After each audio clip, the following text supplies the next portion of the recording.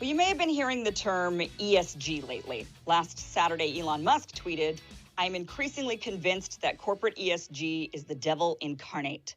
People who follow the Great Reset and the World Economic Forum, such as Glenn Beck, often warn against it and are even encouraging legislation to stop it from being used. And then he was attacked by some in the media and by the liberals for supposedly circulating conspiracy theories. Well, the Great Reset is actually the name of a book by a very prominent advocate of it. His name is Klaus Schwab. So I'm speaking also internationally. If I see now the tragedy in some of the emerging countries like South Africa, like some countries in East Asia, I think it's all, I don't have too many remedies. The remedies have to be discussed through dialogue by the stakeholders of our global system. But I just see the need for such a dialogue, and I see the need for action. I see the need for a great reset. A great reset? That sounds more like buzzword bingo masking some nefarious plan for world domination. Hands up, this kind of slogan hasn't gone down well. But all we really want to say is that we all have an opportunity to build a better world. Klaus Schwab's thesis in his book, I would describe it as a grab bag of left-wing ideas for less freedom and more government, for more government intervention, for policies that would, I think, create massive poverty. This is class warfare masquerading as vanity morals. It's the morals of the elites, and who has to pay the price? It's the working class. It's the guy. It's on the front. You know, they're going to buy electric cars. It's like the let them eat cake of 2020, right? Let them drive electric cars, right? So Klaus Schwab, by the way, is the president and founder of the World Economic Forum, also known as the Davos Summit. I call it the biggest gathering of global hypocrites in history. Canada's communist. Canada's crazy. They're They got to get rid of that guy.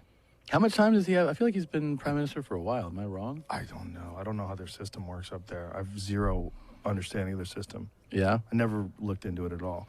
I just liked him. I liked him before the pandemic. Trudeau? Yeah. Yeah. I was like, he's a handsome guy. Yeah. Seems sweet. Yeah. You know, it's like good looking guy, confident, good talker. Yeah. And then during the pandemic, I'm like, oh, you're a dictator. Yeah. Oh, you don't like criticism. You're trying to shut down criticism by saying that all your critics are misogynists and racists. Yeah. You hear he said that about the trucking people, the truckers? He called them all misogynists and racists. Oof. Yeah, he's gross. He's a sketchy guy. Yeah. And he's got some shaky deals. I would like to see like where the money is coming from. Like why do you want everybody to get injected every 4 months? They don't need that anymore. Like what are we doing? What are you doing? You can't even get into Canada unless you're vaccinated. Can't get in? No. Make sure that's true. Because someone just told me, Whitney just told me, she had to show her vaccination card to get into Canada. That seems...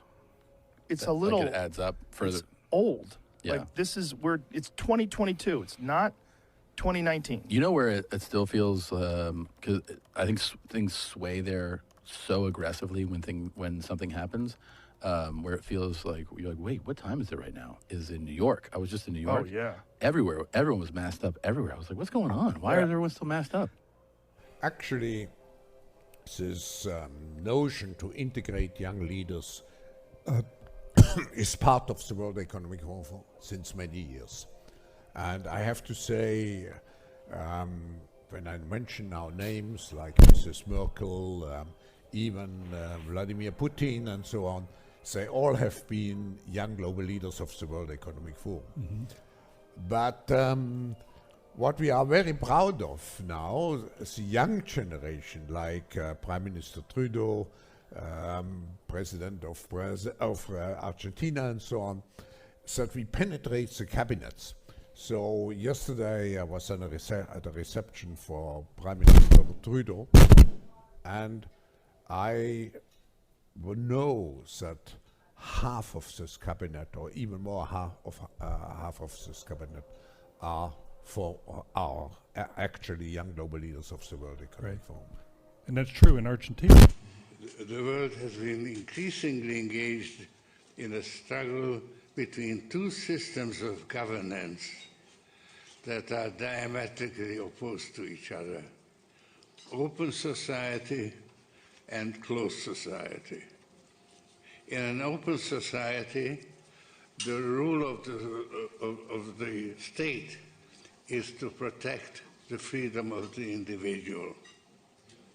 In a closed society, the role of the individual is to serve the rulers of the state. After the 9/11 attacks in 2001, the tide began to turn against open societies. Repressive regimes are now in the ascendant, and open societies are under siege. Today, China and Russia present the greatest threat to open society.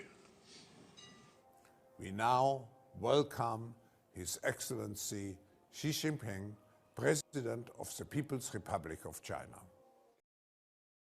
And they spend a week basically lecturing the rest of the world, including especially working women and men, about how they should reduce their carbon footprint.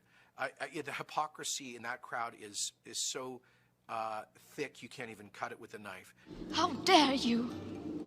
Look, the so-called Great Reset is not a conspiracy theory.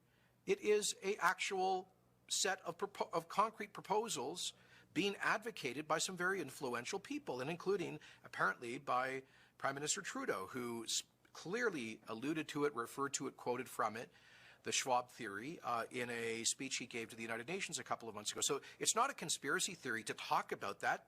Those are the folks advocating it.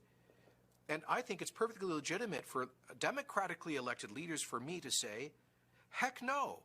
The sharing of biased and false news has become all too common on social media. More alarming, some media outlets publish these same fake stories without checking facts first. This is extremely dangerous to our democracy. We came critically close to losing this democracy. There's a very real sense that there remains a clear and present danger to our democracy. And I think it is something that we have to view as a clear and present threat. Either you believe democracy is important and needs to be preserved by any political party in America, or you don't really think there was a threat to democracy in the first place. The third is basically fine with an abandonment of democracy if they achieve the ends they want. We're not going to exploit or take advantage of a crisis to advance a political agenda. This pandemic has provided an opportunity for a reset. This is our chance to accelerate our pre-pandemic efforts to reimagine economic systems. Instead of exploiting the crisis to impose on democratic societies a whole bunch of failed socialist policy ideas, those who have suffered most in the COVID era have been the poorest. It's become very, very clear that the environmental causes at stake here are in deep tension with the working class. Now, that doesn't mean that environmentalism isn't important. It doesn't mean that climate change isn't happening and isn't something that we have to really do our best to take care of and to mitigate. But the Green New Deal, a lot of the stuff bound up in the environmental lobby is coming at the expense of the working class, both in terms of jobs and in terms of energy price. And so the notion that we would then drive them further into energy poverty through Klaus Schwab's policy agenda is, I just frankly find it offensive. Is de heer Klaus Schwab, oprichter en voorzitter van het World Economic Forum. En hij heeft ook een boek geschreven met als pakkende titel COVID-19, The Great Reset. En mijn vraag aan de demissionair minister-president is, hoe beoordeelt hij de inhoud van dit boek? De minister-president. Ik ken het boek niet, voorzitter. Maar ik zou de heer Vermeijeren willen adviseren om niet al te veel in al die conspiratietheorieën. Ik ken het boek niet, voorzitter. Maar ik zou de heer Vermeijeren willen adviseren om niet al te veel in al die conspiratietheorieën. Ik heb namelijk een brief in mijn hand die dateert van 26 november 2020. En dat is een brief van de heer Rutte aan de heer Klaus Schwab, waarin hij de heer Schwab bedankt voor het toezenden van zijn boek. En dit noemt een hoopvolle analyse voor een betere toekomst. Zou de heer Rutte nog even kunnen graven in zijn geheugen? Het is nog geen half jaar geleden, dus ik weet niet hoe lang uw herinneringen actief blijven. Maar waarschijnlijk is dit nog wel ergens op te graven. En mijn eerste vraag opnieuw te beantwoorden en nu eerlijk, alstublieft. Nou, het eerlijke antwoord is dat dat een nette brief is. Waarin je helaas niet alle boeken die je toegestuurd krijgt van kaft tot kaft kunt lezen, maar wel degene die je toestuurt een vriendelijke brief wil terugsturen. Nou, dan zegt de heer Rutte dus eigenlijk dat hij niet heeft gelogen tegen mij, maar tegen de heer Klaus Schwab.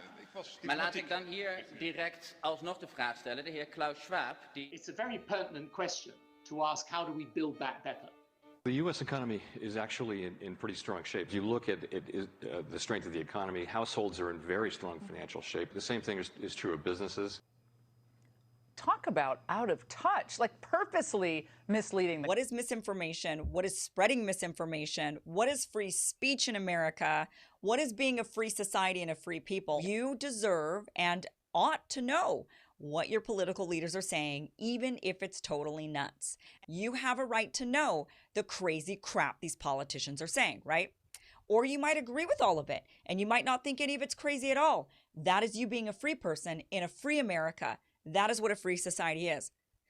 We cannot allow our country to become one of these, the great firewall of China style country. And that means free speech, even speech you don't agree with, even speech you think is misinformation. That is what a free society is. That is the exact definition of a free society. To build back better or whatever. How dare you? To build back better than before. The vaccine's safe. Frankly, I'm not going to trust the federal government's opinion. Remember the terrible damage of COVID as we try to build back from this global pandemic. You could put half of Trump supporters into what I call the basket of deplorables. Right? Joe Biden calls it Build Back Better. But we have to pass the bill so that you can find out what is in it. Build back better. I want you to listen to me. I'm going to say this again. I did not have sexual relations with that woman, Miss Lewinsky. Indeed, I did have a relationship with Miss Lewinsky that was not appropriate. In fact, it was wrong. To do things differently, to build back better. We expect the Prime Minister now to announce his resignation today. My government source is telling me within the last few moments, it's done, it's over, he's going. My plan to build back better. 85% of Americans now believe that the country is moving in the wrong direction, including a whopping 78% of Democrats. 67% of Americans say gas prices are causing them financial pain. 62% say the price of gas means they're driving less, and 55% say gas prices are forcing them to change their vacation plans. We just had a recent report that was put out that's showing all of the energy and the employment stats from last year. Clean energy is winning. Fossil fuels losing jobs. Start taking all the problems that have been created in education and mental health and start to build back in a positive way. Or number two of stupidity, and that is that the probability that a person is stupid is independent of any other characteristic. There are stupid people in every walk of life, in every ethnic group, gender, class, profession, income level, anything you can imagine. And is you can't use these other criteria to determine whether or not someone is stupid. It's about building this country back better. What about the support, though, for the charging network? I mean, there are parts of this bill. No? No. I mean, do we need support for gas stations? We don't. So there's no need for this for support for a charging network. I would delete it. Delete. Okay. All right. I'm literally saying get rid of all subsidies. If we don't cut government spending, something really bad's going to happen. This is crazy. Growing conspiracy following it. It is called the Great Reset. The theory even calls Mr. Biden's campaign slogan, Build Back Better, a front for the conspiracy. Build back better. Building back better our economy. Build back better. All elements of the Great Reset are fundamental to building the future we need. This pandemic has provided an opportunity for a reset. It's a big effort some would say to build back better. We would say to really have a great reset. Conspiracy.